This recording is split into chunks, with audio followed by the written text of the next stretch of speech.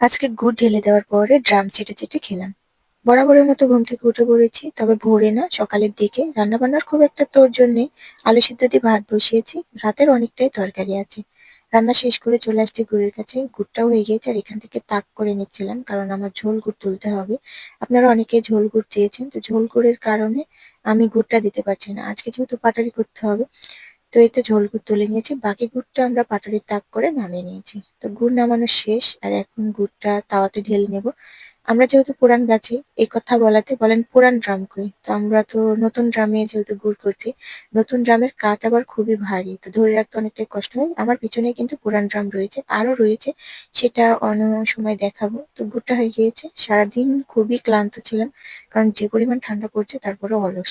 দুপুরে রান্না করতে হবে, সকালে আলু সিদ্ধ দিয়ে ভাত দিয়ে রান্না করেছি। তো এখন কি করার, এখন লেপ কাঁথা থেকে বের হয়ে দুপুরে রান্না করে নিলাম, মুরগি দিয়ে আর আলু দিয়ে ঝোল।